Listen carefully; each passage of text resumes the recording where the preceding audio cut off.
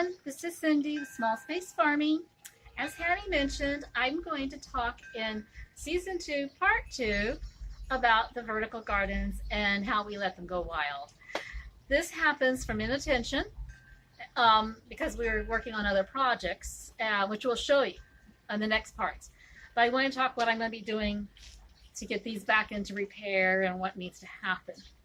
So, one, this shows that these guys, as long as they're provided with water, they will keep growing and growing and growing. I mean, that's taller actually than our roof, our patio roof here.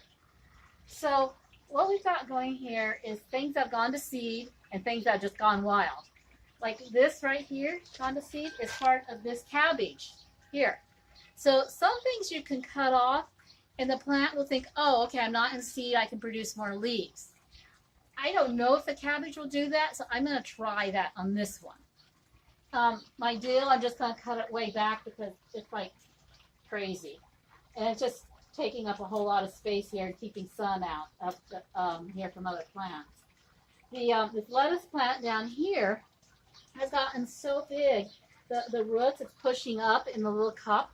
And the water now is coming out down here, which is leaking all over here and making a bigger mess than down here because I've not been wiping it down. So I'm going to have to get scrubby on it. The other few things just to show you is this is actually a chard plant.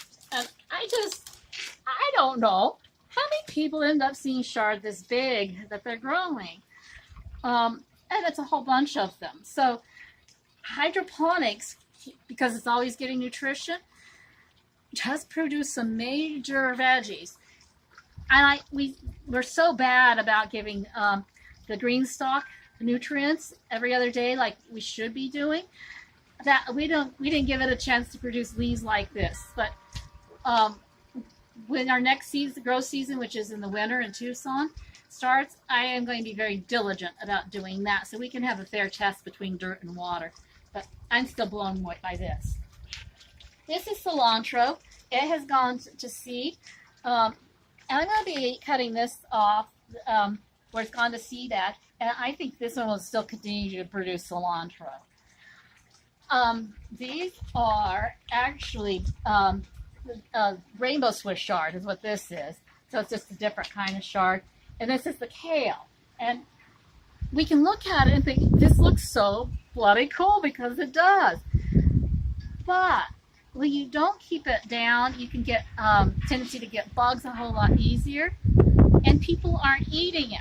And that's the whole purpose of having a garden. It's for people to eat the food. So I'm going to be giving it a major haircut. So that's kind of the tour of this guy. The green stalk, a few things to note. This is broccoli. It's being pulled out because when it goes to seed, it goes to seed. And mint. Let me talk to you about mint. I've learned that I should not have planted mint in vertical gardens because I had pulled out something from here and it just invades. It just takes over. And it's mojito mint and it's marvelous tasting mint. And I'm going to cut it back, let it grow roots, and I'm going to pot it somewhere else because I love this mint, but it's coming out along with the catnip and any other mint I have. I'll put some other veggies. The thing else I want to point out is up here, we got a new pest, but they are really cute pests. These are black Niger birds. They're tiny little birds with a yellow chest that weigh less than a piece of paper. So they set up here and they attack this. So if we were going to be leaving these outside, I would have to put bird netting on top of them to protect them against the little birds. But they are cute. Finally, I had a tomato plant that I had down here. It was a patio version. You can buy them for container pots. And so instead of them growing really viney, they're made to live on a patio in a container. I shouldn't have got that for this guy here because it needed more room to grow. And so later on, I'm going to be putting one in that's more of a vining one because that will have a good chance of really being successful because you can grow tomatoes in these vertical gardens. So that's it for this video. part 2, and we'll meet you in the greenhouse next. Thanks.